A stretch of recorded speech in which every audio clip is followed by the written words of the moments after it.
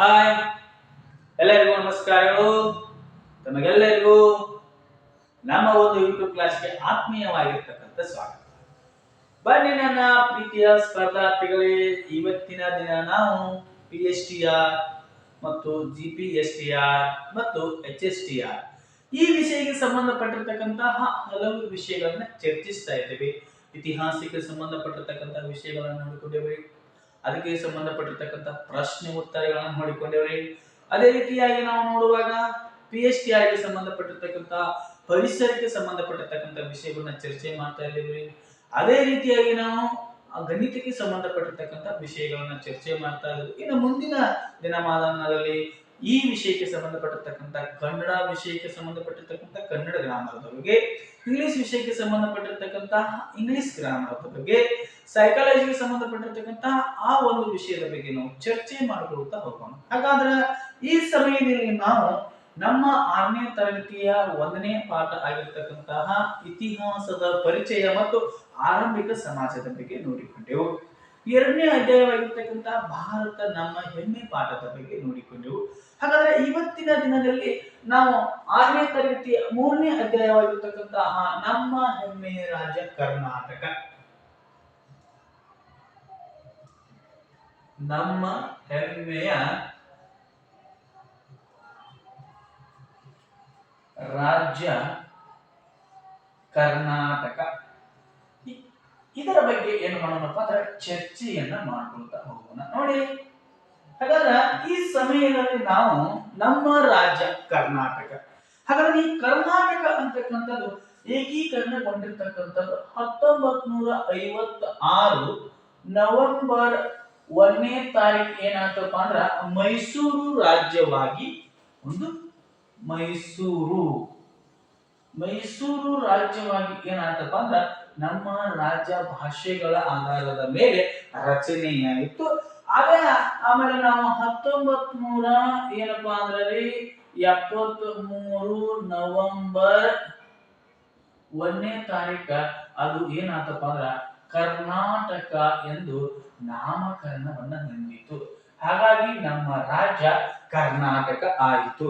ಕರ್ನಾಟಕದ ವಿಸ್ತೀರ್ಣ 1,91,791 ಚದರ ಕಿಲೋಮೀಟರ್ ಅಂತಕ್ಕಂಥದನ್ನ ನಾವು ನೋಡ್ತಾ ಇದ್ದೇವೆ.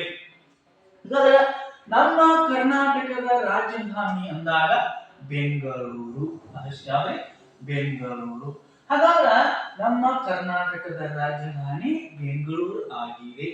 ಹಾಗಾದ್ರೆ ನಮ್ಮ ಕರ್ನಾಟಕದಲ್ಲಿ ನಾವು ಏನು ಮಾಡ್ತಾ ಇದ್ದೀವಿ ಅಂದ್ರೆ 31 ಜಿಲ್ಲೆಗಳನ್ನ ನೋಡ್ತಾ ಇದ್ದೀವಿ. ಎಷ್ಟು? 31 ಜಿಲ್ಲೆಗಳು. ಹಾಗಾದ್ರೆ ಅವಕ್ಕಿಂತ ಮುಂಚೆ ನಮ್ಮ ಒಂದು ಕರ್ನಾಟಕದಲ್ಲಿ 4 ಕಂದಾಯ ವಿಭಾಗಗಳನ್ನ ನೋಡ್ತಾ ಇದ್ದೀವಿ. ಎಷ್ಟು? 4 ಕಂದಾಯ ವಿಭಾಗಗಳು. 4 ಕಂದಾಯ ವಿಭಾಗಗಳು. ಹಾಗಾದ್ರೆ ನೋಡಿ, ಒಂದನೇದು ನೋಡುವಾಗ ನಾವು ಬೆಂಗಳೂರು ಅಂತಕ್ಕಂತಹ ಕಂದಾಯ ವಿಭಾಗವನ್ನು ನೋಡ್ತಾ ಇದ್ದೀವಿ. ಅದೇ ರೀತಿಯಾಗಿ ಮೈಸೂರು ಅಂತಕ್ಕಂಥ ಕಂದಾಯ ವಿಭಾಗವನ್ನು ನೋಡ್ತಾ ಇದ್ದೀವಿ. ಅದೇ ರೀತಿಯಾಗಿ ಬೆಳಗಾವಿ ಅಂತಕ್ಕಂಥ ಕಂದಾಯ ವಿಭಾಗವನ್ನು ನೋಡ್ತಾ ಇದ್ದೀವಿ. ಅದೇ ರೀತಿಯಾಗಿ ಕಲಬುರಗಿ ಅಂತಕ್ಕಂತಹ ಒಂದು ಕಂದಾಯ ವಿಭಾಗವನ್ನು ನೋಡ್ತಾ ಇದ್ದೀವಿ. 4 ರೀತಿಯಾಗಿರ್ತಕ್ಕಂಥ ಕಂದಾಯ ವಿಭಾಗಗಳನ್ನ ನಾವು ನೋಡ್ತಾ ಇದ್ದೀವಿ. ಹಾಗಾದ್ರೆ ಈ ಬೆಂಗಳೂರಿನಲ್ಲಿ ನಾವು 9 ಜಿಲ್ಲೆಗಳನ್ನು ನೋಡ್ತಾ ಇದ್ದೇವೆ, ಮೈಸೂರಿನಲ್ಲಿ ನಾವು 8 ಜಿಲ್ಲೆಗಳನ್ನು ನೋಡ್ತಾ ಇದ್ದೇವೆ, ಬೆಳಗಾವಿಯಲ್ಲಿ ನಾವು 7 ಜಿಲ್ಲೆಗಳನ್ನು ನೋಡ್ತಾ ಇದ್ದೇವೆ, ಕಲಬುರಗಿಯಲ್ಲಿ ನಾವು 7 ಜಿಲ್ಲೆಗಳನ್ನು ನೋಡ್ತಾ ಇದ್ದೇವೆ, ಒಟ್ಟು 31 ಜಿಲ್ಲೆಗಳನ್ನು. ಹಾಗಾದ್ರೆ ಬೆಂಗಳೂರು ವಿಭಾಗದಲ್ಲಿ ನೋಡ್ರಿ, ಚಿತ್ರದುರ್ಗ, ಚಿಕ್ಕಬಳ್ಳಾಪುರ, ಬೆಂಗಳೂರು ನಗರ, ಬೆಂಗಳೂರು ಗ್ರಾಮಾಂತರ, ಶಿವಮೊಗ್ಗ, ದಾವಣಗೆರೆ, ತುಮಕೂರು, ಕೋಲಾರ, ರಾಮನಗರ, ಒಟ್ಟು 9 ಜಿಲ್ಲೆಗಳು. ಇನ್ನ ಮೈಸೂರು ವಿಭಾಗದಲ್ಲಿ ನೋಡುವಾಗ ಮೈಸೂರು, ಮಂಡ್ಯ, ಉತ್ತರ ಕನ್ನಡ, ಉಡುಪಿ, ದಕ್ಷಿಣ ಕನ್ನಡ, ಅದರಲ್ಲಿ ಚಾಮರಾಜನಗರ, ಚಿಕ್ಕಮಗಳೂರು, ಆನಂತರ ಹಾಸನ, ಕೊಡಗು, ಇವು ಮೈಸೂರು ವಿಭಾಗದಲ್ಲಿ ಇರ್ತಕ್ಕಂತಹ 8 ಜಿಲ್ಲೆಗಳು. ಇನ್ನ ಬೆಳಗಾವಿ ವಿಭಾಗದಲ್ಲಿ 7 ಜಿಲ್ಲೆಗಳದಾವ. ಹಾಗಾದ್ರೆ ಬಾಗಲಕೋಟೆ, ಬೆಳಗಾವಿ, ಗದಗ, ವಿಜಯಪುರ, ಹೌದ್ರಿ, ಆನಂತರ ಹಾವೇರಿ, ಆನಂತರ ಧಾರವಾಡ, ಆನಂತರ ಉತ್ತರ ಕನ್ನಡ. ಇನ್ನು ಕಲಬುರಗಿ ಭಾಗದಲ್ಲಿ 7 ಜಿಲ್ಲೆಗಳು ನೋಡ್ತಾ ಇದ್ದೀವಿ. ಯಾದಗಿರಿ, ಕೊಪ್ಪಳ, ಬಳ್ಳಾರಿ, ಕಲಬುರಗಿ, ಬೀದರ, ರಾಯಚೂರ, ವಿಜಯನಗರ. ಒಟ್ಟು 31 ಜಿಲ್ಲೆಗಳನ್ನ ಒಳಗೊಂಡಿರ್ತಕ್ಕಂಥ ನಮ್ಮ ರಾಜ್ಯ. 4 ಕಂದಾಯ ವಿಭಾಗಗಳನ್ನ ಒಳಗೊಂಡಿರ್ತಕ್ಕಂಥ ನಮ್ಮ ರಾಜ್ಯ ಹೆಮ್ಮೆಯ ರಾಜ್ಯ ಆಗಿದೆ. ಹಾಗಾದ್ರೆ ಇದರ ಬಗ್ಗೆ ನಾವು ಬಹಳಷ್ಟು ಚರ್ಚೆಯನ್ನ ಮಾಡಲಿಕ್ಕೆ ಹೋಗೋಣ. ಕೊನೆಯದಾಗಿ ನೋಡುವಾಗ ನಾವು ಏನಪ್ಪಾ ಅಂದ್ರೆ ಬೆಂಗಳೂರು ವಿಭಾಗದ ಬಗ್ಗೆ ಏನ್ ಮಾಡೋಣ, ಚರ್ಚೆ ಮಾಡೋಣ. ಮೊದಲನೆಯದಾಗಿ ಬೆಂಗಳೂರು ವಿಭಾಗ ನೋಡಿ.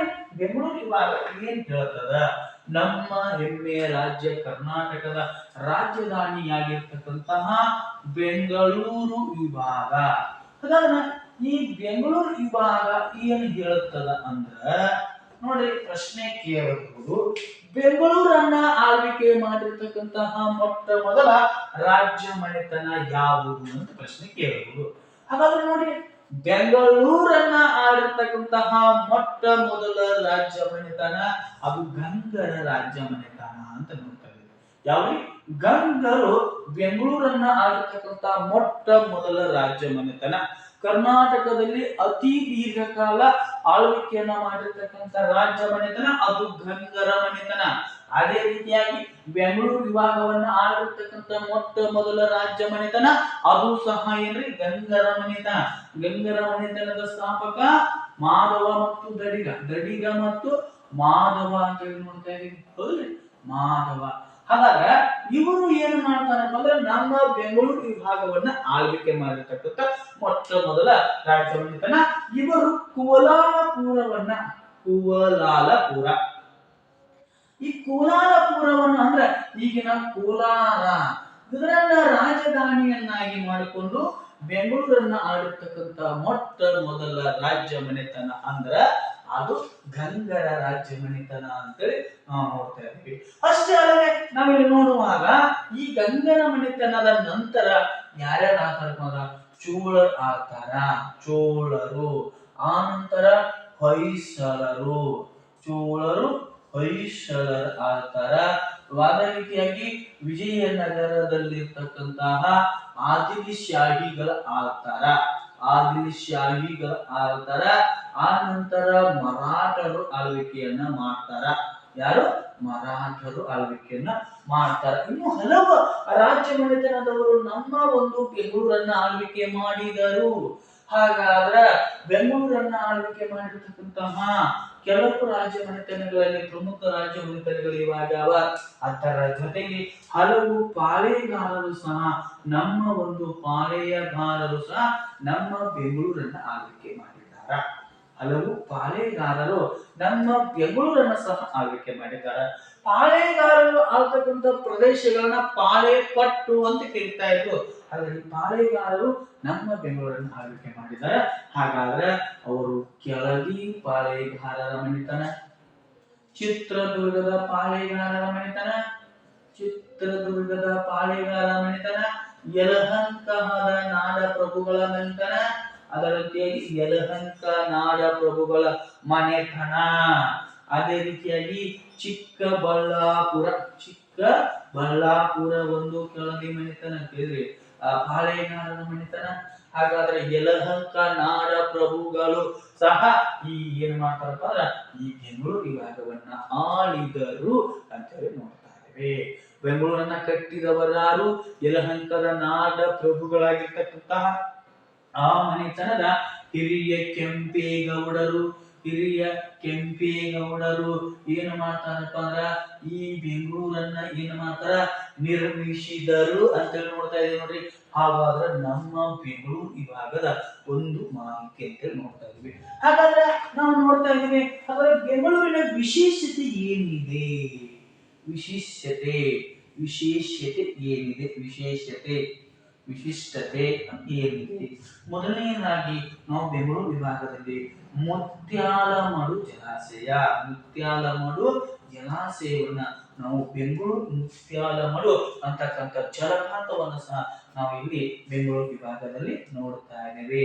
ಮುತ್ಯಾಲಮಡು ಜಲಪಾತ ಎಲ್ಲಿದೆ? ಅದು ಬೆಂಗಳೂರು ವಿಭಾಗದಲ್ಲಿದೆ. ಇದೆ. ಅದರ ಜೊತೆಗೆ ವಾಣಿ ವಿಲಾಸ ಅಂತಕ್ಕಂತಹ ಸಾಗರ ಆಣೆಕಟ್ಟನ್ನು ಸಹ ನಾವು ಎಲ್ಲಿ ನೋಡ್ತಾ ಇದ್ದೀವಿ? ವಾಣಿ ವಿಲಾಸ ಸಾಗರ ಆಣೆಕಟ್ಟನ್ನ ನಾವು ಎಲ್ಲಿ ನೋಡ್ತಾ ಇದ್ದೀವಿ?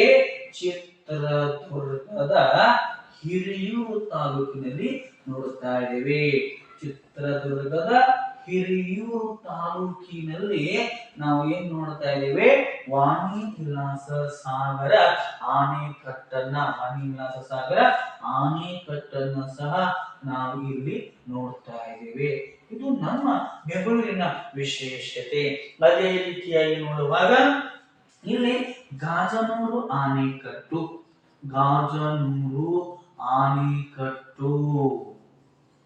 ನಂತರ ತುಂಗಾ ಮತ್ತು ತುಂಗಾ ಆಣೆಕಟ್ಟು ಇದನ್ನು ಸಹ ನಾವು ಬೆಂಗಳೂರು ವಿಭಾಗದಲ್ಲಿ ನೋಡ್ತಾ ಇದ್ದೇವೆ. ಹಾಗಾದ್ರೆ ಬೆಂಗಳೂರು ವಿಭಾಗದ ಶಿವಮೊಗ್ಗ ಜಿಲ್ಲೆಯಲ್ಲಿ ನಾವೇನ್ ನೋಡ್ತಾ ಇದ್ದೀವಿ ಅಂದ್ರೆ ಈ ಒಂದು ಯಾವ್ಯಾವುದೇ ಗಾಜನೂರು ಆಣೆಕಟ್ಟು ಮತ್ತು ತುಂಗಾ ಆಣೆಕಟ್ಟನ್ನು ಸಹ ನಾವು ನೋಡ್ತಾ ಇದ್ದೀವಿ. ಈ ರೀತಿಯಾಗಿ ನಮ್ಮ ಬೆಂಗಳೂರು ವಿಭಾಗದಲ್ಲಿ ನಾವು ವಿಶಿಷ್ಟತೆಯನ್ನು ಸಹ ಕಾಣ್ತಾ ಇದ್ದೀವಿ. ಹಾಗಾದ್ರೆ ಮತ್ತೆ ನಾವು ಬೆಂಗಳೂರು ವಿಭಾಗದ ಇನ್ನಷ್ಟು ವಿಶಿಷ್ಟತೆಗಳನ್ನ ನೋಡುವುದಾದ್ರೆ ಬೆಂಗಳೂರು ವಿಭಾಗದಲ್ಲಿ ಬೆಂಗಳೂರು ವಿಭಾಗದಲ್ಲಿ ಏನೇನಿದೆ? ಹಾಗಾದ್ರೆ ಮುತ್ಯಾಲಮೂರು ಜಲಾಶಯ ನೋಡಿದ್ದು ಬೆಂಗಳೂರು ವಿಭಾಗದಲ್ಲಿ, ವಾಣಿ ವಿಲಾಸ ಸಾಗರ ಅಂತಕ್ಕಂಥ ಆಣೆಕಟ್ಟನ್ನ ಚಿತ್ರದುರ್ಗದ ಹಿರಿಯೂರು ತಾಲೂಕಿನಲ್ಲಿ ನೋಡಿದ್ರಿ. ಅದೇ ರೀತಿಯಾಗಿ ನೋಡುವಾಗ ಗಾಜನೂರು ಆಣೆಕಟ್ಟು ಮತ್ತು ತುಂಗಾ ಆಣೆಕಟ್ಟನ್ನು ಸಹ ನಾವು ಬೆಂಗಳೂರು ವಿಭಾಗದ ಶಿವಮೊಗ್ಗ ಜಿಲ್ಲೆಯಲ್ಲಿ ನೋಡ್ತಾ ಇದ್ದೇವೆ. ಇನ್ನು ಮಾರ್ಕೋನಹಳ್ಳಿ ಜಲಾಶಯವನ್ನು ನೋಡುವಾಗ ಅದು ತುಮಕೂರು ಜಿಲ್ಲೆಯಲ್ಲಿ ಕಂಡು ಬರುತ್ತದೆ. ಮಾರ್ಕೋನಹಳ್ಳಿ ಜಲಾಶಯ ಈ ಮಾರ್ಕೋನಹಳ್ಳಿ ಜಲಾಶಯ ಎಲ್ಲಿ ಕಂಡು ಬರ್ತದ ಅಂದ್ರ ತುಮಕೂರು ಜಿಲ್ಲೆಯಲ್ಲಿ ಕಂಡು ಬರುತ್ತದ. ತುಮಕೂರು ಜಿಲ್ಲೆಯಲ್ಲಿ ಮಾರ್ಕೋನಹಳ್ಳಿ ಅಂತಕ್ಕಂತಹ ಒಂದು ಜಲಾಶಯ ಏನ್ ಮಾಡ್ತದ ಅಲ್ಲಿ ಕಂಡು ಬರ್ತದ ಅಂತಕ್ಕಂಥದನ್ನ ಸಹ ನೋಡ್ತಾ ಇದ್ದೇವೆ. ಹೌದಲ್ಲ? ಹಾಗಾದ್ರೆ ತುಮಕೂರು ಜಿಲ್ಲೆಯ ಕುಣಿಗಲ್ ಗ್ರಾಮದಲ್ಲಿ ಏನ್ ಮಾಡ್ತದ ಮಾರ್ಕೋನಹಳ್ಳಿ ಜಲಾಶಯ ಅಂತಕ್ಕಂಥದ್ದು ಸಹ ಕಂಡು ಬರ್ತದೆ ಅಂತೇಳಿ ನೋಡ್ತಾ ಇದ್ದೀವಿ. ಅಷ್ಟೇ ಅಲ್ಲದೆ ಇಲ್ಲಿ ನಾವು ನೋಡ್ತಾ ಇದ್ದೀವಿ ಭದ್ರಾ ವನ್ಯಮೃಗಧಾಮವನ್ನು ಸಹ ನಾವು ಬೆಂಗಳೂರು ವಿಭಾಗದಲ್ಲಿ ನೋಡ್ತಾ ಇದ್ದೀವಿ. ಭದ್ರಾ ಮತ್ತು ಶರಾವತಿ, ಅದೇ ರೀತಿಯಾಗಿ ಶೆಟ್ಟಿಹಳ್ಳಿ ಈ ವನ್ಯಮೃಗಧಾಮ ಸಹ ಎಲ್ಲಿದೆ? ವನ್ಯಮೃಗಧಾಮ ಶಿವಮೊಗ್ಗ ಜಿಲ್ಲೆಯಲ್ಲಿದೆ. ಎಲ್ಲಿದೆ? ಶಿವಮೊಗ್ಗ ಜಿಲ್ಲೆಯಲ್ಲಿ ಕಂಡು ಬರ್ತಾವ. ಯಾವಾಗ? ಭದ್ರಾ, ಶರಾವತಿ ಮತ್ತು ಶೆಟ್ಟಿಹಳ್ಳಿ ವನ್ಯಮೃಗಧಾಮಗಳು ಶಿವಮೊಗ್ಗ ಜಿಲ್ಲೆಯಲ್ಲಿ ಕಂಡು ಬರ್ತಾವ. ಅದೇ ರೀತಿಯಾಗಿ ಗುಡವಿ ಪಕ್ಷಿಧಾಮ ಮತ್ತು ಮಂಡಗದ್ದೆ ಪಕ್ಷಿಧಾಮ ಸಹ ಅವು ಎಲ್ಲಿ ಕಂಡು ಬರ್ತಾವಪ್ಪ ಅಂದ್ರೆ ಶಿವಮೊಗ್ಗ ಜಿಲ್ಲೆಯಲ್ಲಿ ಕಂಡು ಬರ್ತಾವ ನೋಡ್ರಿ. ಇದು ನಮ್ಮ ಒಂದು ಬೆಂಗಳೂರು ವಿಭಾಗದ ವಿಶೇಷತೆಯಾಗಿದೆ. ಅದರ ಜೊತೆಗೆ ಭದ್ರಾ, ಶರಾವತಿ, ಶೆಟ್ಟಿಹಳ್ಳಿ ವನ್ಯಮೃಗಧಾಮ ಶಿವಮೊಗ್ಗ ಜಿಲ್ಲೆಯಲ್ಲಿ, ಗುಡವಿ ಮತ್ತು ಮಂಡಗದ್ದೆ ಪಕ್ಷಿಧಾಮ ಶಿವಮೊಗ್ಗ ಜಿಲ್ಲೆಯಲ್ಲಿ ಕಂಡು ಬರ್ತಾವ್ರಿ. ಅದೇ ರೀತಿಯಾಗಿ ಕಗ್ಗಲಡಗು ಅಂತಕ್ಕಂಥ ಪಕ್ಷಿಧಾಮ, ಕಗ್ಗಲಡು ಅಂತಕ್ಕಂಥ ಪಕ್ಷಿಧಾಮ, ಅದೇ ರೀತಿಯಾಗಿ ಜಯಮಂಗಲಿ ಕೃಷ್ಣ ಮೃಗಧಾಮ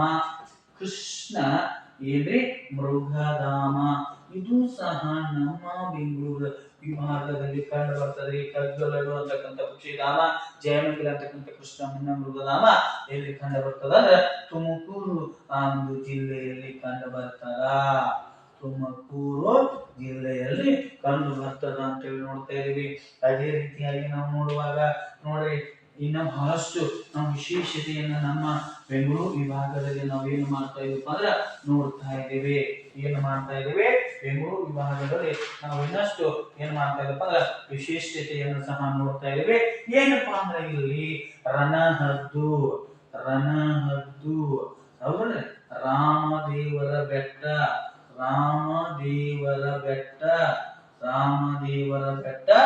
ರಣಹದ್ದು ಅಥವಾ ಇದನ್ನ ನಾವು ರಾಮನಗರ ಜಿಲ್ಲೆಯಲ್ಲಿ ನೋಡ್ತಾ ಇದ್ದೇವೆ.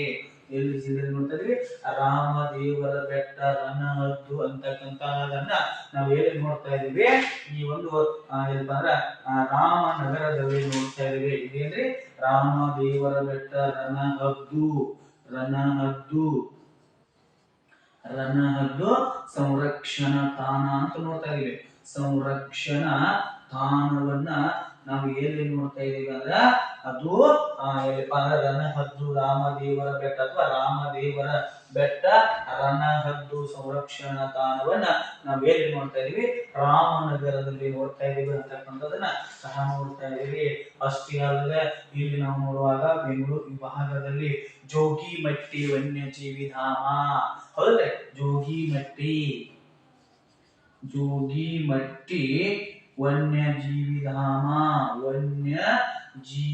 ಧಾಮ. ಈ ವನ್ಯಜೀವಿ ಧಾಮವನ್ನ ಸಹ ನಾವು ಎಲ್ಲಿ ನೋಡ್ತಾ ಇದ್ದೇವೆ? ಚಿತ್ರದುರ್ಗದಲ್ಲಿ ನೋಡ್ತಾ ಇದ್ದೇವೆ. ಎಲ್ಲಿ ನೋಡ್ತಾ ಇದ್ದೇವೆ? ಚಿತ್ರದುರ್ಗದಲ್ಲಿ ಜೋಗಿಮಟ್ಟಿ ವನ್ಯಜೀವಿ ಧಾಮವನ್ನ ನೋಡ್ತಾ ಇದ್ದೇವೆ.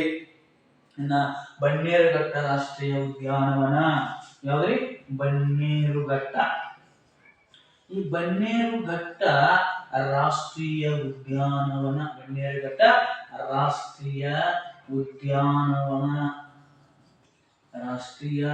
ಉದ್ಯಾನವನ ಸಹ ನಾವು ಎಲ್ಲಿ ನೋಡ್ತಾ ಇದೀವಿ ಅಂದ್ರೆ ಬೆಂಗಳೂರು ವಿಭಾಗದಲ್ಲಿ ನಾವು ನೋಡ್ತಾ ಇದ್ದೀವಿ ನೋಡ್ರಿ. ಈ ರೀತಿಯಾಗಿ ನಮ್ಮ ಬೆಂಗಳೂರು ವಿಭಾಗ ಏನಾಗಿದೆಪ್ಪ ಅಂದ್ರೆ ವಿಶಿಷ್ಟತೆಯನ್ನ ಹೊಂದಿರತಕ್ಕಂಥದ್ದಾಗಿದೆ. ಅದೇ ರೀತಿಯಾಗಿ ಮತ್ತೆ ನಾವು ಬೆಂಗಳೂರು ವಿಭಾಗದ ಬಗ್ಗೆ ಮತ್ತಷ್ಟು ಮಾಹಿತಿಯನ್ನು ನೋಡುವುದಾದ್ರ ಏನ್ರಿ, ನಮ್ಮ ಬೆಂಗಳೂರು ವಿಭಾಗದ ಶಿವಮೊಗ್ಗ ಜಿಲ್ಲೆಯಲ್ಲಿ 1923ರಲ್ಲಿ ಶಿವಮೊಗ್ಗ ಜಿಲ್ಲೆಯ ಭದ್ರಾವತಿಯಲ್ಲಿ ನಾವೇನ್ ನೋಡ್ತಾ ಇದೀವಿ ಅಂದ್ರೆ ಕಬ್ಬಿನ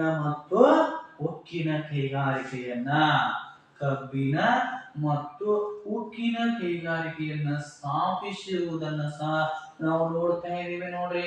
ಇದು ಸಹ ಬೆಂಗಳೂರು ವಿಭಾಗದಲ್ಲಿ ಇಷ್ಟು ವಿಶಿಷ್ಟತೆಯನ್ನ ನಮ್ಮ ಬೆಂಗಳೂರು ವಿಭಾಗ ಹೊಂದಿದೆ. ಮುಂದದನ್ನ ಈ ಒಂದು ಕಬ್ಬಿನ ಮತ್ತು ಉಕ್ಕಿನ ಕೈಗಾರಿಕೆಯನ್ನ ಸರ್ ಎಂ ವಿಶ್ವೇಶ್ವರಯ್ಯನವರು ಸ್ಥಾಪಿಸಿರುವುದರಿಂದ ಇದನ್ನ ವಿಶ್ವೇಶ್ವರಯ್ಯ ಕಬ್ಬಿನ ಮತ್ತು ಉಕ್ಕಿನ ಕೈಗಾರಿಕೆ ಅಂತ ಮರುನಾಮಕರಣವನ್ನ ಮಾಡಿದ್ದು ಉಂಟು. ಇಷ್ಟ ಒಂದು ವಿಶಿಷ್ಟತೆಯನ್ನ ನಮ್ಮ ಬೆಂಗಳೂರು ವಿಭಾಗ ಹೊಂದಿದೆ. ಅಷ್ಟೇ ಅಲ್ಲದೆ ಇಲ್ಲಿ ನಾವು ನೋಡುವಾಗ 1936ರಲ್ಲಿ ಸರ್ ಎಂ ವಿಶ್ವೇಶ್ವರಯ್ಯನವರು ಏನ್ ಮಾಡ್ತಾರಪ್ಪ ಅಂದ್ರೆ ಬೆಂಗಳೂರು ವಿಭಾಗದಲ್ಲಿ ಕಾಗದ ಕೈಗಾರಿಕೆಯನ್ನ ಸಹ ಸ್ಥಾಪನೆ ಮಾಡ್ತಾರ. ಇಲ್ಲಿ ಸ್ಥಾಪನೆ ಮಾಡ್ತಾರ. ಅದೇ ರೀತಿಯಾಗಿ ರಾಜ್ಯದ ಮೊದಲ ಒಂದು ಸಿಮೆಂಟ್ ಕಾರ್ಖಾನೆ ಸಹ ಬೆಂಗಳೂರು ವಿಭಾಗದಲ್ಲಿ ನಾವು ನೋಡ್ತಾ ಇದ್ದೇವೆ. ಅದಕ್ಕೆ ಭದ್ರಾವತಿಯಲ್ಲಿ ರಾಜ್ಯದ ಮೊದಲ ಸಿಮೆಂಟ್ ಕೈಗಾರಿಕೆಯನ್ನ ನಾವು ಎಲ್ಲಿ ನೋಡ್ತಾ ಇದ್ದೇವೆ? ಬೆಂಗಳೂರು ವಿಭಾಗದ ಶಿವಮೊಗ್ಗ ಜಿಲ್ಲೆಯ ಭದ್ರಾವತಿಯಲ್ಲಿ ನೋಡ್ತಾ ಇದ್ದೇವೆ. ಈ ರೀತಿಯಾಗಿ ವಿಶಿಷ್ಟತೆಯನ್ನ ನಮ್ಮ ಒಂದು ಬೆಂಗಳೂರು ವಿಭಾಗ ಹೊಂದಿದೆ ಅಂತ ನೋಡ್ತಾ ಇದ್ದೀವಿ. ಅಷ್ಟೇ ಅಲ್ಲದ ತುಮಕೂರು ಜಿಲ್ಲೆಯ ಅಮ್ಮಸಂದ್ರದಲ್ಲಿ ಏನಿದೆಪ್ಪ ಅಂದ್ರೆ ಟಾಟಾ ಬಿರ್ಲಾ ಕಂಪನಿಯ ಸಿಮೆಂಟ್ ಕೈಗಾರಿಕೆಯನ್ನು ಸಹ ಸ್ಥಾಪಿಸಲಾಗಿದೆ. ತುಮಕೂರು ಜಿಲ್ಲೆಯ ಅಮ್ಮಸಂದ್ರದಲ್ಲಿ ಏನಿದೆಪ್ಪ ಅಂದ್ರೆ ಬಿರ್ಲಾ ಕಂಪನಿಯ ಸಿಮೆಂಟ್ ಕಾರ್ಖಾನೆ ಸಹ ಸ್ಥಾಪನೆಯಾಗಿರುವುದನ್ನು ಸಹ ನಾವು ನೋಡ್ತಾ ಇದ್ದೀವಿ. ಬಿರ್ಲಾ ಕಂಪನಿಯ ಸಿಮೆಂಟ್ ಕಾರ್ಖಾನೆಯನ್ನ ಸ್ಥಾಪನೆ ಮಾಡಿರುವುದನ್ನು ನೋಡ್ತಾ ಇದ್ದೀವಿ. ಈ ರೀತಿಯಾಗಿ ನಮ್ಮ ಬೆಂಗಳೂರು ವಿಭಾಗದ ವಿಶಿಷ್ಟತೆಯನ್ನು ಸಹ ನಾವು ನೋಡ್ತಾ ಇದ್ದೇವೆ. ಹಾಗಾದ್ರೆ ಇನ್ನಷ್ಟು ವಿಶೇಷತೆಯನ್ನು ನೋಡುವುದಾದರೆ ಬೆಂಗಳೂರು ವಿಭಾಗದಲ್ಲಿ ಅಂದ್ರೆ ಬೆಂಗಳೂರಿನಲ್ಲಿ 11 ಮಹಾನಗರ ಪಾಲಿಕೆಯನ್ನು ನೋಡ್ತಾ ಇದ್ದೇವೆ. ಬೆಂಗಳೂರಿನಲ್ಲಿ ನಾವು ಎಷ್ಟು ಬೆಂಗಳೂರು ಈ ಬೆಂಗಳೂರಿನಲ್ಲಿ ನಾವು 11 ಮಹಾನಗರ ಪಾಲಿಕೆ 11 ಮಹಾನಗರ ಪಾಲಿಕೆಯನ್ನ ಸಹ ನಾವು ನೋಡ್ತಾ ಇದ್ದೇವೆ. ಹಾಗಾದ್ರೆ ನೋಡಿ, ಒಂದನೇದು ಎಚ್ ಅಲ್ಲ, ಎರಡನೇದು ಡಿ, ಮೂರನೇದು ಕೆ, ನಾಲ್ಕನೇದು ಎಂ, ಐದನೇದು ಎಂ, ಆರನೇದು ಬಿ, ಏಳನೇದು ಅದು ಬಿ ಅಂದ್ರೆ ಹುಬ್ಬಳ್ಳಿ ಧಾರವಾಡ. ಯಾವುದು? ಹುಬ್ಬಳ್ಳಿ ಧಾರವಾಡ. ಅದೇ ರೀತಿಯಾಗಿ ದಾವಣಗೆರೆ, ಅದೇ ರೀತಿಯಾಗಿ ಕಲಬುರಗಿ, ಅದೇ ರೀತಿಯಾಗಿ ಮಂಗಳೂರು, ಅದೇ ರೀತಿಯಾಗಿ ಮಂಡ್ಯ, ಅದೇ ರೀತಿಯಾಗಿ ಬಳ್ಳಾರಿ, ಅದೇ ರೀತಿಯಾಗಿ ಬೆಳಗಾವಿ. ಹೌದ್ರಿ? ಆಮೇಲೆ ನೋಡ್ರಿ 8, 9, 10, 11 S T V S B ಅಂದ್ರೆ ತುಮಕೂರು. ಅದೇ ರೀತಿಯಾಗಿ ವಿಜಯಪುರ, ಅದೇ ರೀತಿಯಾಗಿ ಶಿವಮೊಗ್ಗ, ಅದೇ ರೀತಿಯಾಗಿ ಬೆಂಗಳೂರು. ಇವು ಏನಪ್ಪಾ ಅಂದರೆ ನಮ್ಮ ಬೆಂಗಳೂರಿನಲ್ಲಿ ಕಂಡು ಬರ್ತಕ್ಕಂತಹ 11 ಮಹಾನಗರ ಪಾಲಿಕೆಗಳಾಗಿವೆ. ಈ ರೀತಿಯಾಗಿ ನಮ್ಮ ಬೆಂಗಳೂರು ಅಂತಕ್ಕಂಥದ್ದು ವಿಶಿಷ್ಟತೆಯಿಂದ ಕೂಡಿದ್ದಾಗಿದೆ. ಹಾಗಾದ್ರೆ ಇನ್ನು ಎರಡನೇ ವಿಭಾಗವನ್ನ ನೋಡುವಾಗ ಅದು ಮೈಸೂರು ವಿಭಾಗ. ಹಾಗಾದ್ರೆ ಮೈಸೂರು ವಿಭಾಗದ ಬಗ್ಗೆ ನೋಡಿದ್ರೆ ಈಗ ನಾವು ಬೆಂಗಳೂರು ವಿಭಾಗದ ಬಗ್ಗೆ ಸಂಕ್ಷಿಪ್ತವಾಗಿ ಅದರ ವಿವರಣೆಯನ್ನು ನೋಡಿದ್ವಿ. ಹಾಗಾದ್ರೆ ಮೈಸೂರು ವಿಭಾಗದ ಬಗ್ಗೆ ನಾವು ನೋಡುವಾಗ ಮೈಸೂರು ವಿಭಾಗ. ಹಾಗಾದ್ರೆ ಈ ಮೈಸೂರು ವಿಭಾಗ ಅಂದಾಗ ಮೈಸೂರು ವಿಭಾಗದಲ್ಲಿ 8 ಜಿಲ್ಲೆಗಳು ಬರ್ತಾವ ಅಂತ ಹೇಳಿದ್ರೆ ನಾನು. ಒಂದು ಮೈಸೂರು, ಒಂದು ಮಂಡ್ಯ, ಆನಂತರ ಉಡುಪಿ, ದಕ್ಷಿಣ ಕನ್ನಡ, ಅದೇ ರೀತಿಯಾಗಿ ಚಾಮರಾಜನಗರ, ಅದೇ ರೀತಿಯಾಗಿ ಚಿಕ್ಕಮಗಳೂರು, ಆನಂತರ ಏನಪ್ಪಾ ಅಂದ್ರೆ ಹಾಸನ, ಆನಂತರ ಕೊಡಗು ಅಂತ ನೋಡಿದ್ವಿ. ಈ ಮೈಸೂರು ಅಂತಕ್ಕಂಥದ್ದು ಇದೆ ಗೆಳೆಯನೇ 1956 ನವೆಂಬರ್ 1ರಂದು ಮೈಸೂರು ರಾಜ್ಯವಾಗಿ ವಿಂಗಡಣೆ ಆಯಿತು ಅಂತ ನೋಡ್ತಾ ಇದ್ದೇವೆ. ಮೈಸೂರನ್ನ ಸಾಂಸ್ಕೃತಿಕ ನಗರಿ ಅಂತ ಕರೀತಾ ಇದ್ದೇವೆ. ಹಾಗಾದ್ರೆ ಈ ಒಂದು ವಿಷಯದ ಬಗ್ಗೆ ನಾವು ಒಂದು ಐತಿಹಾಸಿಕ ವಿಷಯವನ್ನು ನೋಡುವುದಾದ್ರೆ ಪಾರ್ವತಿ ದೇವಿಯು ಮಹಿಷಾಸುರನನ್ನ ಕೊಂದ ಸ್ಥಳವೇ ಮೈಸೂರಾಯಿತು ಅಂತಕ್ಕಂಥದನ್ನ ಸಹ ನಾವು ನೋಡ್ತಾ ಇದ್ದೀವಿ. ಹಾಗಾದ್ರೆ ಮೈಸೂರಿನ ವಿಭಾಗದಲ್ಲಿ ಬರ್ತಕ್ಕಂತಹ ಕರಾವಳಿ ಪ್ರದೇಶವನ್ನ ಬ್ರಿಟಿಷರು ಏನು ಮಾಡ್ತಾರಪ್ಪ ಅಂದ್ರೆ ಕರಾವಳಿ ಪ್ರದೇಶವನ್ನ ಬ್ರಿಟಿಷರು 1801ರಲ್ಲಿ ವಶಪಡಿಸಿಕೊಂಡು ಬಿಡ್ತಾರ. ಕರಾವಳಿ ಪ್ರದೇಶವನ್ನ. ಹಾಗಾದ್ರೆ ಈ ಕರಾವಳಿ ಪ್ರದೇಶಕ್ಕೆ ಅವರು ಏನಂತ ಹೆಸರಿಡ್ತಾರಪ್ಪ ಅಂದ್ರ ಕೇನರಾ. ನೋಡ್ರಿ, ಮೈಸೂರು ವಿಭಾಗದಲ್ಲಿ ಕಂಡು ಬರ್ತಕ್ಕಂತಹ ಕರಾವಳಿ ಪ್ರದೇಶವನ್ನ 1801ರಲ್ಲಿ ವಶಪಡಿಸಿಕೊಂಡು ಅದಕ್ಕೆ ಕೇಂದ್ರ ಅಂತ ಹೇಳಿ ಕರಿತಾ ಇದ್ರು ಅಂತ ನೋಡ್ತಾ ಇದೀವಿ. ಹಾಗಾದ್ರೆ ಅದನ್ನ 1860ರಲ್ಲಿ ಏನ್ ಮಾಡ್ತಾರಪ್ಪ ಅಂದ್ರೆ ಅದನ್ನ ವಶಪಡಿಸಿಕೊಂಡು ಉತ್ತರ ಕನ್ನಡ 1860ರಲ್ಲಿ ಏನ್ ಮಾಡ್ತಾರ ಅದನ್ನ ವಶಪಡಿಸಿಕೊಂಡು ಉತ್ತರ ಕನ್ನಡ ಮತ್ತು ದಕ್ಷಿಣ ಕನ್ನಡ ಅಂತ ಏನ್ ಮಾಡ್ತಾರಪ್ಪ ಅಂದ್ರ ವಿಭಾಗ ಮಾಡ್ತಾರೆ ಅಂತ ಹೇಳಿ ನೋಡ್ತಾ ಇದೀವಿ. ಯಾವುದನ್ನ ಈ ಬ್ರಿಟಿಷರು ಮೈಸೂರು ವಿಭಾಗದಲ್ಲಿ ಕಂಡು ಬರ್ತಕ್ಕಂತಹ ಕರಾವಳಿ ಪ್ರದೇಶವನ್ನ ಕೇಂದ್ರ ಅಂತ ಕರೀತಾ ಇದ್ರು. ಅದನ್ನ 1801ರಲ್ಲಿ ವಶಪಡಿಸಿಕೊಂಡು 1860ರಲ್ಲಿ ಉತ್ತರ ಕನ್ನಡ ಮತ್ತು ದಕ್ಷಿಣ ಕನ್ನಡ ಅಂತೇಳಿ ವಿಭಾಗವನ್ನ ಮಾಡಿರುವುದನ್ನು ನೋಡ್ತಾ ಇದೀವಿ. ಅದೇ ರೀತಿಯಾಗಿ 1997ರಲ್ಲಿ ಈ ದಕ್ಷಿಣ ಕನ್ನಡವನ್ನ ವಿಭಾಗ ಮಾಡಿ ಉಡುಪಿ ಜಿಲ್ಲೆಯನ್ನಾಗಿ ಉಡುಪಿ ಜಿಲ್ಲೆಯನ್ನಾಗಿ ಅದನ್ನ ಪರಿವರ್ತಿಸಿದರು ಅಂತಕ್ಕಂಥದ್ದನ್ನು ಸಹ ನೋಡ್ತಾ ಇದ್ದೇವೆ. ಹಾಗಾದ್ರೆ ಬೆಂಗಳೂರಿನ ವಿಭಾಗದ ಹಾಗೆ ಮೈಸೂರು ವಿಭಾಗವು ಸಹ ಏನಾಗಿದೆಯಪ್ಪ ಅಂದ್ರೆ ವಿಶೇಷತೆ ಮತ್ತು ವಿಶಿಷ್ಟತೆಯಿಂದ ಕೂಡಿರುವುದಾಗಿದೆ ಅಂತಕ್ಕಂಥದ್ದನ್ನು ಸಹ ನಾವು ನೋಡ್ತಾ ಇದ್ದೇವೆ. ಹಾಗಾದ್ರೆ ಮೈಸೂರು ವಿಭಾಗದ ಬಗ್ಗೆ ನೋಡುವಾಗ ನೋಡ್ರಿ, ನಮ್ಮ ಶಿವರಾಮ ಕಾರಂತ ಅವರ ಜ್ಞಾನಪೀಠ ಪ್ರಶಸ್ತಿಯನ್ನು ಪಡೆದಿರ್ತಕ್ಕಂತ ಶಿವರಾಮ ಕಾರಂತರವರು ಸಹ ಎಲ್ಲಿದ್ದಾರಪ್ಪ ಅಂದ್ರೆ ಇವರು ಯಾರಕ್ಕಪ್ಪ ಅಂದ್ರೆ ಬೆಂಗಳೂರಿನ ಮೈಸೂರಿನ ವಿಭಾಗಕ್ಕೆ ಸೇರಿದವರಾಗಿದ್ದಾರೆ. ಆದರೆ ಅದೇ ರೀತಿಯಾಗಿ ಶಿವರಾಮ ಕಾರಂತರವರ ಪ್ರಮುಖ ಕೃತಿ ಮುಖರ್ಜಿಯ ಕನಸುಗಳು. ಯಾವುದು? ಮುಖರ್ಜಿಯ ಕನಸುಗಳು ಅಂತೇಳಿ ನೋಡ್ತಾ ಇದ್ದೇವೆ. ಈ ಮುಖರ್ಜಿಯ ಕನಸುಗಳು ಈ ಕೃತಿಗೆ ಅವರು ಜ್ಞಾನಪೀಠ ಪ್ರಶಸ್ತಿಯನ್ನು ಸಹ ಪಡೆದರು. ಅದೇ ರೀತಿಯಾಗಿ ಬೆಂಗಳೂರು ವಿಭಾಗದಲ್ಲಿ ಕುವೆಂಪು, ಮಾಸ್ತಿ ವೆಂಕಟೇಶ ಅಯ್ಯಂಗಾರ, UR ಅನಂತಮೂರ್ತಿ ಅವರು ಬೆಂಗಳೂರು ವಿಭಾಗಕ್ಕೆ ಸೇರಿದವರಾಗಿದ್ದಾರೆ. ಕುವೆಂಪು ಅವರು ಶ್ರೀರಾಮಾಯಣ ದರ್ಶನ ಕೃತಿಗೆ ಏನ್ ಮಾಡಿದಾರಪ್ಪ ಅಂದ್ರೆ ಜ್ಞಾನಪೀಠ ಪ್ರಶಸ್ತಿಯನ್ನ ಪಡೆದಿದ್ದಾರೆ. ಮಾಸ್ತಿ ವೆಂಕಟೇಶ್ ಅಯ್ಯಂಗಾರ್ ಅವರು ಸಹ ಏನ್ ಮಾಡಿದಾರಪ್ಪ ಅಂದ್ರ ಚಿಕ್ಕ ವೀರ ರಾಜೇಂದ್ರ ಎಂಬ ಕೃತಿಗೆ ಏನ್ ಮಾಡಿದಾರಪ್ಪ ಅಂದ್ರ ಅವರು ಜ್ಞಾನಪೀಠ ಪ್ರಶಸ್ತಿಯನ್ನ ಪಡೆದಿದ್ದಾರೆ. UR ಅನಂತಮೂರ್ತಿ ಅವರು ಸಮಗ್ರ ಸಾಹಿತ್ಯ ಕೃತಿಗೆ ಸಹ ಜ್ಞಾನಪೀಠ ಪ್ರಶಸ್ತಿಯನ್ನ ಪಡೆದಿದ್ದಾರೆ. ಅವರು ಬೆಂಗಳೂರು ವಿಭಾಗದವರಾಗಿದ್ದಾರೆ. ಕುವೆಂಪು ಮತ್ತ ಮಾಸ್ತಿ ವೆಂಕಟೇಶ ಅಯ್ಯಂಗಾರ, UR ಅನಂತಮೂರ್ತಿ ಅವರು. ಆದ್ರೆ ಶಿವರಾಮ ಕಾರಂತ ಅವರು ಸಹ ಕರ್ನಾಟಕಕ್ಕೆ ಜ್ಞಾನಪೀಠ ಪ್ರಶಸ್ತಿಯನ್ನ ತಂದುಕೊಟ್ಟಿರ್ತಕ್ಕಂಥ ಮಹನೀಯರಲ್ಲಿ ಶಿವರಾಮ ಕಾರಂತರು ಸಹ ಒಬ್ಬರಾಗಿದ್ದಾರೆ. ಇವರು ಸಹ ಮೈಸೂರು ವಿಭಾಗಕ್ಕೆ ಸೇರಿದವರಾಗಿದ್ದಾರೆ ಅಂತಕ್ಕಂಥದನ್ನು ಸಹ ಈ ಸಮಯದಲ್ಲಿ ನಾವು ನೋಡ್ತಾ ಇದ್ದೀವಿ. ಅಷ್ಟೇ ಅಲ್ಲದ ಈ ಸಮಯದಲ್ಲಿ ನೋಡುವಾಗ ಈ ಮೈಸೂರು ವಿಭಾಗದಲ್ಲಿ ಇಬ್ಬರು ಇಂಗ್ಲಿಷ್ ಕಾದಂಬರಿಕಾರರಿದ್ದರು.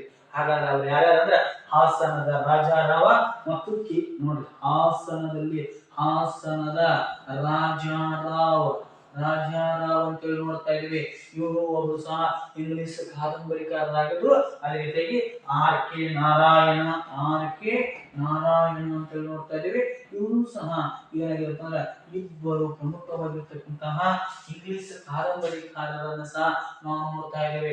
ಇದು ಮೈಸೂರು ವಿಭಾಗದ ವಿಶಿಷ್ಟತೆ ಎನ್ನುವುದನ್ನು ಸಹ ನಾವು ನೋಡ್ತಾ ಇದ್ದೇವೆ. ಹಾಗಾದ್ರೆ ಇನ್ನು ಹಾಗೆ ಮುಂದುವರೆದು ನಾವು ಮೈಸೂರದ ವಿಶಿಷ್ಟತೆಯನ್ನು ನೋಡುವಾಗ ಇವರಿಬ್ರು ಏನಪ್ಪಾ ಅಂದ್ರೆ ಹಾಸನದ ರಾಜಾರಾವ, RK ನಾರಾಯಣ್ ಇವರು ಇಂಗ್ಲಿಷ್ ಕಾದಂಬರಿಕಾರರು. ಯಾರೇ? ಇಂಗ್ಲಿಷ್ ಕಾದಂಬರಿಕಾರರು ಅಂತೇಳಿ ನೋಡ್ತಾ ಇದೀವಿ. ಇನ್ನು ನಾವು ಮುಂದುವರೆದು ಮತ್ತೆ ನಮ್ಮ ಮೈಸೂರಿನ ಬಗ್ಗೆ ನೋಡುವಾಗ, ಮೈಸೂರು ವಿಭಾಗದ ಬಗ್ಗೆ ನೋಡುವಾಗ 1916ರಲ್ಲಿ ಮೈಸೂರು ವಿಶ್ವವಿದ್ಯಾಲಯ ಸ್ಥಾಪನೆಯಾಗುತ್ತದೆ. ಮೈಸೂರು ವಿಶ್ವವಿದ್ಯಾಲಯ ಅಂತಕ್ಕಂಥದ್ದು 1916ರಲ್ಲಿ ಆಗುತ್ತದೆ ಅಂತ ಗೊತ್ತಿರಬೇಕು. 1915ರಲ್ಲಿ ಕನ್ನಡ ಸಾಹಿತ್ಯ ಪರಿಷತ್ ಅಂತಕ್ಕಂಥದ್ದು ನಡೀತ್ರಿ. ಕನ್ನಡ ಸಾಹಿತ್ಯ ಪರಿಷತ್ತು 1915ರಲ್ಲಿ ನಡೀತದ. ಅದು ಮೈಸೂರು ವಿಭಾಗದಲ್ಲಿ, ಮೈಸೂರಿನಲ್ಲಿ ಮೊಟ್ಟ ಮೊದಲ ಬಾರಿಗೆ ಮೈಸೂರಿನಲ್ಲಿ ನಡೀತು. ಅಧ್ಯಕ್ಷ HV ನಂಜುಂಡಯ್ಯ ಅಂತೇಳಿ ನೋಡ್ತಾ ಇದ್ದೇವೆ. ಇವರು ಸಹ ಏನಪ್ಪಾ ಅಂದ್ರೆ ಕನ್ನಡದ ಬಗ್ಗೆ ಹೆಮ್ಮೆಯನ್ನ ಹೊಂದಿರತಕ್ಕಂತ ಒಬ್ಬ ಕವಿ ಅಂತೇಳಿ ನೋಡ್ತಾ ಇದ್ದೇವೆ. ಈ ರೀತಿಯಾಗಿ ನಾವು ಮೈಸೂರು ವಿಭಾಗದ ಒಂದು ವಿಶಿಷ್ಟತೆಯನ್ನ ನೋಡ್ತಾ ಇದ್ದೀವಿ. ಹಾಗಾದ್ರೆ ನಾವು ಏನೇನು ನೋಡಿದ್ರಿ? ಬೆಂಗಳೂರು ವಿಭಾಗ ಮತ್ತು ಮೈಸೂರು ವಿಭಾಗ. ಹಾಗಾದ್ರೆ ಈ ಸಮಯದಲ್ಲಿ ಕಲಬುರಗಿ ವಿಭಾಗ ಅಥವಾ ಗುಲ್ಬರ್ಗ ವಿಭಾಗ, ಕಲಬುರಗಿ ಅಥವಾ ಗುಲ್ಬರ್ಗ ವಿಭಾಗದ ಬಗ್ಗೆ ನಾವು ನೋಡ್ತಾ ಇದ್ದೇವೆ. ಹಾಗಾದ್ರೆ ನೋಡ್ರಿ, ಏನ್ ಹೇಳ್ತೈತಿ ಕಲಬುರಗಿ ವಿಭಾಗ, ಗುಲ್ಬರ್ಗ ವಿಭಾಗ ಅಂತಕ್ಕಂಥದ್ದು ಪ್ರಮುಖವಾಗಿರ್ತಕ್ಕಂಥ 7 ಜಿಲ್ಲೆಗಳನ್ನ ಒಳಗೊಂಡಿದೆ.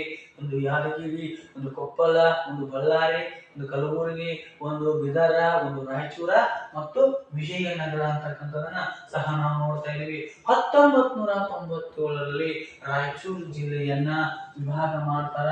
1997ರಲ್ಲಿ ರಾಯಚೂರು ಜಿಲ್ಲೆಯನ್ನ ವಿಭಾಗ ಮಾಡಿ ಕೊಪ್ಪಳ ಜಿಲ್ಲೆಯನ್ನಾಗಿ ರಚನೆ ಮಾಡ್ತಾರ.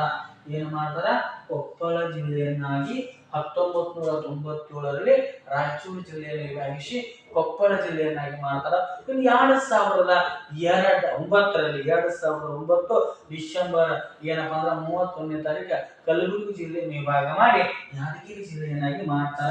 2009 ಡಿಸೆಂಬರ್ 31ನೇ ತಾರೀಕು ಏನು ಮಾಡ್ತಾರಪ್ಪ ಅಂದ್ರ ಕಲಬುರಗಿ ಜಿಲ್ಲೆಯನ್ನ ವಿಭಾಗ ಮಾಡ್ತಾರ. ಕಲಬುರಗಿ ಜಿಲ್ಲೆಯನ್ನು ವಿಭಾಗ ಮಾಡಿ ಯಾದಗಿರಿ ಜಿಲ್ಲೆಯನ್ನಾಗಿ ಪರಿವರ್ತನೆ ಮಾಡ್ತಾರ. ಯಾದಗಿರಿ ವಿಭಾಗ ಆಗಲಿ 1997 ರಾಯಚೂರು ಆಗಿ ರಾಯಚೂರು ಜಿಲ್ಲೆಯಲ್ಲಿ ಕೊಪ್ಪಳ ಆಯ್ತು. 2009 ಡಿಸೆಂಬರ್ 31ನೇ ತಾರೀಕು ಕಲಬುರಗಿ ಜಿಲ್ಲೆಯನ್ನು ವಿಭಾಗ ಮಾಡಿ ಯಾದಗಿರಿ ಜಿಲ್ಲೆಯನ್ನಾಗಿ ಮಾಡ್ತಾರ. ಹಾಗಾದ್ರೆ ಪ್ರಸ್ತುತ 2021 ಅಕ್ಟೋಬರ್ ಎಷ್ಟನೇ ತಾರೀಕು, 2ನೇ ತಾರೀಕು ಅಂತ ನೋಡ್ತಾ ಇದೀವಿ. ಮಹಾತ್ಮ ಗಾಂಧೀಜಿಯವರ ಜನ್ಮ ದಿನಾಚರಣೆ ಎಂದು 2021 ಅಕ್ಟೋಬರ್ 2ನೇ ತಾರೀಕು ಏನ್ ಮಾಡ್ತಾರಪ್ಪ ಅಂದ್ರೆ ಬಳ್ಳಾರಿ ಜಿಲ್ಲೆಯನ್ನು ವಿಭಾಗ ಮಾಡ್ತಾರ. ಬಳ್ಳಾರಿ ಜಿಲ್ಲೆಯನ್ನ ವಿಭಾಗ ಮಾಡಿ ವಿಜಯನಗರ ಅಂತಕ್ಕಂತಹ ಜಿಲ್ಲೆಯನ್ನಾಗಿ ಮಾಡಿದರು ಅಂತಕ್ಕಂಥದ್ದನ್ನ ನೋಡ್ತಾ ಇದ್ದಾರೆ. ಇದು ಕಲಬುರಗಿ ವಿಭಾಗದ ವಿಶಿಷ್ಟತೆಯಾಗಿದೆ. ಅಷ್ಟೇ ಅಲ್ಲದ 1948 ಸೆಪ್ಟೆಂಬರ್ 17ರಂದು ಏನಂತಂದ್ರೆ ಈ ಕಲಬುರಗಿ ವಿಭಾಗದ ನಿಜಾಮ ಪ್ರದೇಶ ಅಂತಕ್ಕಂಥದ್ದು ಏನು ಮಾಡ್ತದಪ್ಪ ಅಂದ್ರೆ ನಮ್ಮ ಒಂದು ಏನಪ್ಪಾ ಅಂದ್ರೆ ಕರ್ನಾಟಕದ ಒಂದು ಅದ್ರ ಭಾರತದ ಸಂಸ್ಥಾನದಲ್ಲಿ ಇದು ಸೇರಿತು. 1948 ಸೆಪ್ಟೆಂಬರ್ 17ರಂದು ನಿಜಾಮ ಪ್ರದೇಶ ಅಂತಕ್ಕಂಥದ್ದು ಪಟ್ಟಣ ಏನಾಗ್ತೈತಪ್ಪ ಅಂದ್ರೆ ನಮ್ಮ ಭಾರತದ ಒಂದು ಸಂಸ್ಥಾನಗಳಿಗೆ ಸೇರ್ತದ. ಕೊನೆಯದಾಗಿ ಏನ್ ಮಾಡ್ತಾರಪ್ಪ ಅಂದ್ರೆ 2012ರಲ್ಲಿ 89ನೇ ಸಂವಿಧಾನ ತಿದ್ದುಪಡಿಯನ್ನ ಮಾಡಿ 2012ರಲ್ಲಿ 89ನೇ ಸಂವಿಧಾನದ ತಿದ್ದುಪಡಿಯನ್ನ ಮಾಡಿ ಈ ಪ್ರದೇಶಗಳನ್ನ ಏನ್ ಮಾಡ್ತಾರಪ್ಪ ಅಂದ್ರೆ ಕಲ್ಯಾಣ ರಾಜ್ಯಗಳು ಅಂತೇಳಿ ಏನ್ ಮಾಡ್ತಾರಪ್ಪ ಅಂದ್ರ ಇವಾಗ ಹೆಸರಿಸಿದರು ಅಂತಕ್ಕಂಥದನ್ನ ಸಹ ನಾವು ನೋಡ್ತಾ ಇದೀವಿ. ಹಾಗಾದ್ರೆ ಇದು ಏನಪ್ಪಾ ಅಂದ್ರೆ ನಮ್ಮ ಕಲಬುರಗಿ ವಿಭಾಗಕ್ಕೆ ಸಂಬಂಧಪಟ್ಟಿರ್ತಕ್ಕಂತಹ ಒಂದು ಮಾಹಿತಿಯಾಗಿದೆ. ಅಷ್ಟೇ ಅಲ್ಲದೆ ಈ ಒಂದು ಕಲಬುರಗಿ ವಿಭಾಗದಲ್ಲಿ ನಾವು ಕಾರಂಜ ಅಂತಕ್ಕಂತಹ ಆಣೆಕಟ್ಟನ್ನು ಸಹ ನಾವು ನೋಡ್ತಾ ಇದೀವಿ. ಕಾರಂಜ ಯೋಜನೆಯ ಆಣೆಕಟ್ಟನ್ನು ಸಹ ಇಲ್ಲಿ ನಾವು ಏನಪ್ಪಾ ಅಂದ್ರೆ ಬೀದರ್ ಜಿಲ್ಲೆಯಲ್ಲಿ ನೋಡ್ತಾ ಇದ್ದೇವೆ. ಕಲಬುರಗಿಯ ಬೀದರ್ ಜಿಲ್ಲೆಯಲ್ಲಿ ಕಾರಂಜ ಅಂತಕ್ಕಂತಹ ಒಂದು ಆಣೆಕಟ್ಟನ್ನ ನಾವು ಎಲ್ಲಿ ನೋಡ್ತಾ ಇದ್ದೇವೆ, ಬೀದರ್ ಜಿಲ್ಲೆಯಲ್ಲಿ ನೋಡ್ತಾ ಇದ್ದೇವೆ. ಅಷ್ಟೇ ಅಲ್ಲದೆ ರಾಯಚೂರು ಜಿಲ್ಲೆಯ ಹಟ್ಟಿ ಎಂಬಲ್ಲಿ ಏನಿದೆಪ್ಪ ಅಂದ್ರೆ ಏನು ಉತ್ಪಾದಿಸುವ ಸ್ಥಳ ಆಗಿದೆ. ಆದ್ರೆ ರಾಯಚೂರು ಜಿಲ್ಲೆಯ ಹಟ್ಟಿ ಎಂಬಲ್ಲಿ ಚಿನ್ನವನ್ನ ಉತ್ಪಾದಿಸುವ ಜಿಲ್ಲೆಯಾಗಿದೆ ಅಂತೇಳಿ ನಾವು ನೋಡ್ತಾ ಇದ್ದೇವೆ. ಈ ರೀತಿಯಾಗಿ ನಮ್ಮ ಒಂದು ಕಲಬುರಗಿ ವಿಭಾಗದ ಬಗ್ಗೆ ನಾವು ಸಂಕ್ಷಿಪ್ತವಾಗಿರ್ತಕ್ಕಂತಹ ಮಾಹಿತಿಯನ್ನು ನೋಡ್ತಾ ಇದ್ದೇವೆ. ಹಾಗಾದ್ರೆ ಮತ್ತಷ್ಟು ನಾವು ಕಲಬುರಗಿ ವಿಭಾಗದ ಬಗ್ಗೆ ಮಾಹಿತಿಯನ್ನ ನೋಡುವುದಾದ್ರೆ ಕಲಬುರಗಿ ವಿಭಾಗದ ಮಾಹಿತಿ ನೋಡ್ರಿ. ಈ ಕಲಬುರಗಿ ವಿಭಾಗದಲ್ಲಿ ದರೋಜಿ ಕರಡಿಧಾಮ ಅಂತಕ್ಕಂಥದ್ದಿದೆ ನೋಡ್ರಿ. ಕಾರಂಜ ಅಣೆಕಟ್ಟು ಬೀದರ್ನಲ್ಲಿ ಇದ್ದಾರೆ. ಅದೇ ರೀತಿಯಾಗಿ ಏನಪ್ಪಾ ಅಂದ್ರೆ ದರೋಜಿ ಕರಡಿಧಾಮ ಅಂತಕ್ಕಂಥದ್ದು ಎಲ್ಲಿ ಬರ್ತದೆ ನೋಡ್ರಿ, ದರೋಜಿ ಕರಡಿಧಾಮ. ಈ ದರೋಜಿ ಅಂತಕ್ಕಂತಹ ಕರಡಿಧಾಮ ಎಲ್ಲಿ ಕಂಡು ಬರ್ತದ ಅಂದ್ರೆ ಇದು ಬೀದರ್ ಜಿಲ್ಲೆಯಲ್ಲಿ ಕಂಡು ಬರ್ತದ. ಬೀದರ್ ಜಿಲ್ಲೆ ಅಷ್ಟೇ ಅಲ್ಲದೆ ಬಳ್ಳಾರಿಯಲ್ಲಿ ಸಹ ಇದೇನ್ ಮಾಡ್ತದಪ್ಪ ಅಂದ್ರ ಈ ಒಂದು ದರೋಜಿ ಅಂತ ಕರಡಿಧಾಮ ಕಂಡು ಬರ್ತದ. ಹಾಗಾದ್ರೆ ಈ ನಮ್ಮ ಕಲಬುರಗಿ ವಿಭಾಗದಲ್ಲಿ ನಾವು ವಿಶ್ವವಿದ್ಯಾಲಯಗಳನ್ನ ನೋಡ್ತಾ ಇದ್ದೀವಿ. ಕಲಬುರಗಿ ವಿಭಾಗದಲ್ಲಿ ವಿಶ್ವವಿದ್ಯಾಲಯಗಳು. ಹಾಗಾದ್ರೆ ಯಾವ ವಿಶ್ವವಿದ್ಯಾಲಯಗಳು ನೋಡ್ರಿ ಕಲಬುರಗಿ ವಿಭಾಗದಲ್ಲಿ ನೋಡುವಾಗ ಈ ಕಲಬುರಗಿ ವಿಭಾಗದಲ್ಲಿ ನಾವು ಮೊದಲನೇದಾಗಿ ಗುಲ್ಬರ್ಗ ವಿಶ್ವವಿದ್ಯಾಲಯವನ್ನ ನೋಡ್ತಾ ಇದ್ದೀವಿ. ಗುಲ್ಬರ್ಗ ವಿಶ್ವವಿದ್ಯಾಲಯವನ್ನು ನೋಡ್ತಾ ಇದ್ದೀವಿ. ಅದೇ ರೀತಿಯಾಗಿ ಕರ್ನಾಟಕ ಕೇಂದ್ರೀಯ ವಿಶ್ವವಿದ್ಯಾಲಯ, ಕರ್ನಾಟಕ ಕೇಂದ್ರೀಯ ವಿಶ್ವವಿದ್ಯಾಲಯವನ್ನು ನೋಡ್ತಾ ಇದ್ದೀವಿ. ಅದೇ ರೀತಿಯಾಗಿ ಈ ಕಲಬುರಗಿಯಲ್ಲಿ ಬುದ್ಧ ವಿಹಾರಗಳನ್ನು ನೋಡ್ತಾ ಇದ್ದೀವಿ. ಬುದ್ಧ ವಿಹಾರಗಳನ್ನು ನೋಡ್ತಾ ಇದ್ದೀವಿ. ಇವು ಸಹ ಕಲಬುರಗಿ ವಿಭಾಗದಲ್ಲಿ ಕಂಡು ಬರ್ತಕ್ಕಂತಹ ಪ್ರಮುಖ ಸ್ಥಳಗಳು. ಒಂದು ಗುಲ್ಬರ್ಗ ವಿಶ್ವವಿದ್ಯಾಲಯ, ಒಂದು